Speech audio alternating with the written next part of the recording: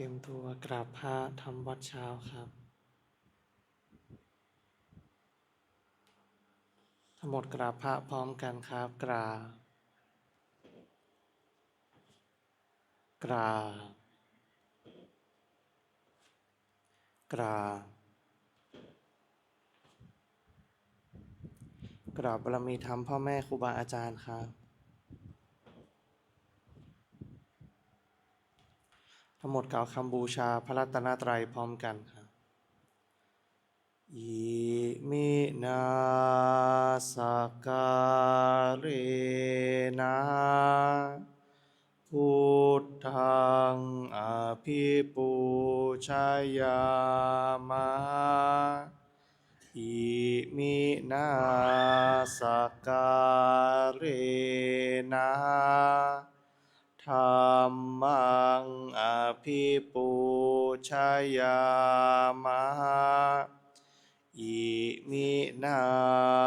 สการนะสังฆังอภิปูชยามะอะระหังสัมมาสัมพุทโธภคะวาพุทธังภคะวันตังอภิวาเทมิสวากขาโตภคะวะตาธัมโมธัมมังนามัสสามิสุปฏิปันโนภะคะวะโตสาวกสังโฆสังฆังนะมามิหันธรรมยังพุทธัสสะภะคะวะโตปุพพภาคณมะการังกโรมะเซนะโมตัสสะภะคะวะโตอะระหะโตสัมมาสัมพุทธัสสะนะโมตัสสะภะคะวะโตอะระหะโตสัมมาสัมพุทธัสสะนะโมตัสสะภะคะวะโตอะระหะโตสัมมาสัมพุทธัสสะพุทธังสารนังคัจฉามิธัมมังสารนังคัจฉามิสังฆังสารนังคัจฉามิทุติยมปิพุทธังสารนังคัจฉามิทุ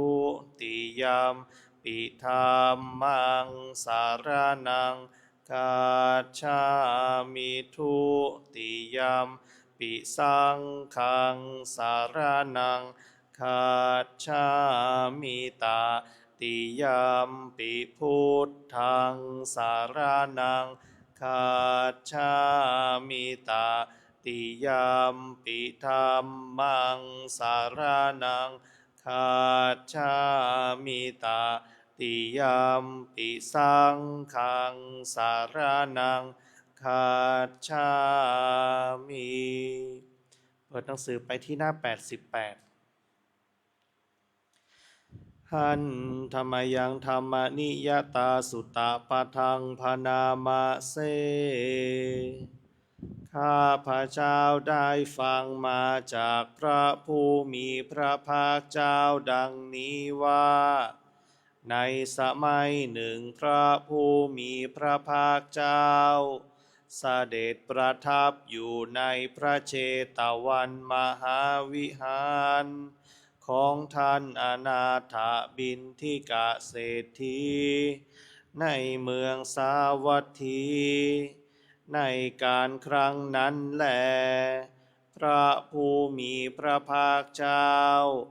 ได้ตรัสเตือนสติภิกษุทั้งหลายให้ตั้งใจฟังและพิจารณา ตามพระดำรัสของพระองค์ครั้งเมื่อภิกษุเหล่านั้นกราบทูลด้วยความเคารพพร้อมที่จะรับฟังแล้วพระผู้มีพระภาคเจ้าจึงได้ตรัสอย่างนี้ว่าดูก่อนภิกษุทั้งหลายความเกิดขึ้นของพระตถาคตเจ้าทั้งหลายหรือว่าความไม่เกิดขึ้นแห่งพระตถาคตเจ้าทั้งหลายสักแต่ว่าเป็นธาตุที่ตั้งอยู่กำหนดอยู่แล้วตามธรรมดาว่าเป็นสังขารคือรูปนามที่มีเหตุมาจากธาตุทั้งหลายประชุมกันโดยมีอวิชชาตัณหากรรมปรุงแต่งขึ้นล้วนแต่ไม่เที่ยงมีความแปรปรวนไปเป็นธรรมดาเราตถาคตรู้พร้อมเฉพาะอยู่ถึงเฉพาะอยู่ส่วนธาตุนั้นครั้นรู้พร้อมเฉพาะแล้วบอกกล่าวแสดงบัญญัติแต่งตั้งแล้วเปิดเผยจำแนกทำความให้ตื่นเป็นที่เข้าใจง่ายว่าสังขารคือรูปนามที่มีเหตุทั้งหลายมาจากธาตุทั้งหลายประชุมกันโดยมีอวิชชาตัณหากรรมปรุงแต่งขึ้นล้วนแต่ไม่เที่ยงมีความเกิดขึ้นตั้งอยู่แปรปรวนไปแล้วก็ดับไปเป็นธรรมดาดังนี้ดูก่อนภิกษุทั้งหลายความเกิดขึ้นของพระตถาคตเจ้าทั้งหลายหรือว่าความไม่เกิดขึ้นแห่งพระตถาคตเจ้าทั้งหลายสักแต่ว่าเป็นธาตุที่ตั้งอยู่มีอยู่กำหนดอยู่แล้วตามธรรมดาว่าเป็นสังขารคือรูปนามที่มีเหตุมาจากธาตุทั้งหลายประชุมกันโดยมีอวิชชาตัณหากรรมปรุงแต่งขึ้นล้วนแต่เป็นทุกข์เหลือทนทนต่อการถูกกระทบกระทั่งเบียดเบียนไม่ได้เราตถาคตรู้พร้อมเฉพาะอยู่ถึงพร้อมเฉพาะอยู่ส่วนธาตุนั้นครั้นรู้พร้อมเฉพาะแล้วถึงพร้อมเฉพาะแล้วบอกกล่าวบัญญัติแต่งตั้งแล้วเปิดเผยจำแนกทำความให้ตื่นเป็นที่เข้าใจง่ายว่าสังขารคือรูปนามที่มีเหตุมาจากธาตุทั้งหลายประชุมกันโดยมีอวิชชาตัณหากรรมปรุงแต่งขึ้นล้วนแต่เป็นทุกข์เหลือทนทนต่อการถูกกระทบกระทั่งเบียดเบียนไม่ได้ดังนี้ดูก่อนภิกษุทั้งหลายความเกิดขึ้นของพระตถาคตเจ้าทั้งหลายหรือว่าความไม่เกิดขึ้นแห่งพระตถาคตเจ้าทั้งหลายสักแต่ว่าเป็นธาตุที่ตั้งอยู่มีอยู่กำหนดอยู่แล้วตามธรรมดาว่าเป็นธรรมสองอย่างคือเป็นรูปธรรมที่มีเหตุมาจากธาตุทั้งหลายประชุมกันโดยมีอวิชชาตัณหากรรมปรุงแต่งขึ้นนี่อย่างหนึ่งและอีกอย่างหนึ่งคือธรรมที่ไม่ใช่รูปนามไม่มีอวิชชาตัณหากรรมปรุงแต่งขึ้นทั้งหมดล้วนแต่เป็นอนัตตามิใช่ตัวตนมิใช่ของเราไม่มีอะไรเป็นแก่นสารของเรา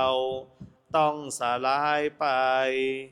เราตถาคตรู้พร้อมเฉพาะอยู่ถึงพร้อมเฉพาะอยู่ส่วนธาตุนั้นครั้นรู้พร้อมเฉพาะแล้วถึงพร้อมเฉพาะแล้วบอกกล่าวแสดงบัญญัติแต่งตั้งแล้วเปิดเผยจำแนก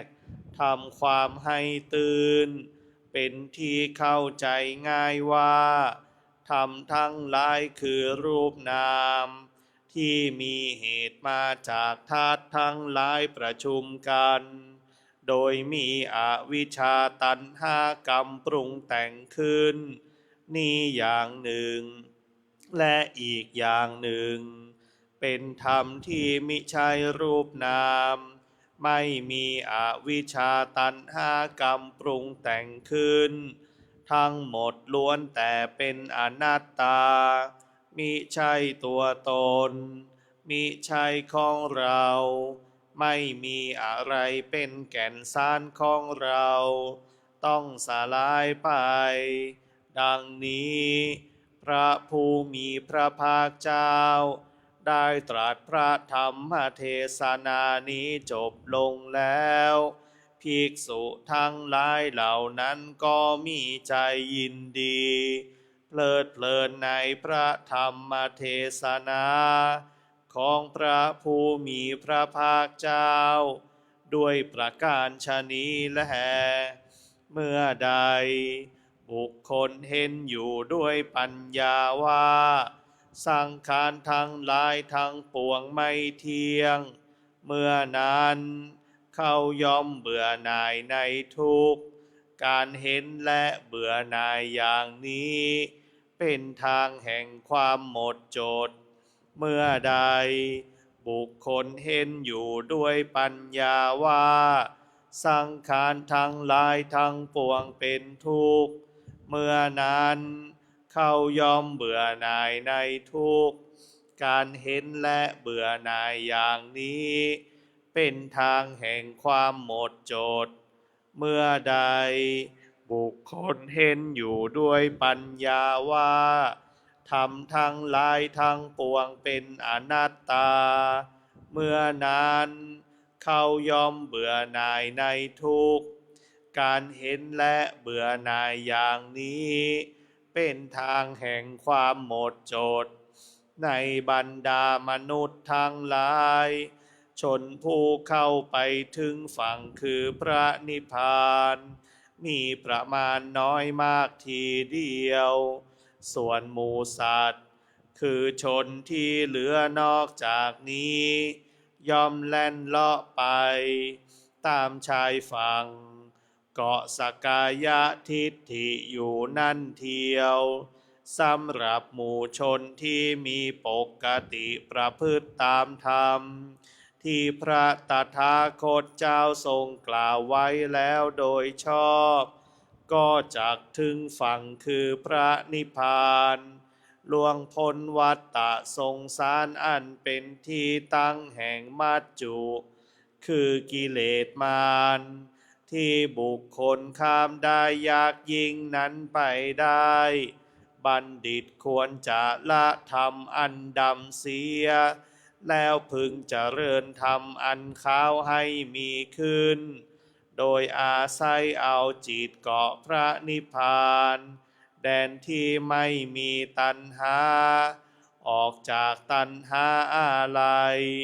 แล้วพึงละกามทั้งหลายเป็นผู้ไม่มีความกังวลยินดีในพระนิพพานอันสงัดที่ใครๆยินดีได้โดยยากนั้นบัณฑิตควรทำจิตให้ผ่องแผ้วจากกิเลสเครื่องเศร้าหมองทั้งหลายดังนี้แลสำหรับการสวดมนต์สาธยายธรรมในช่วงเช้าไว้แต่เพียงเท่านี้ลำดับต่อไปเราจะได้เปลี่ยนอิริยาบถเป็นการเดินจงกรม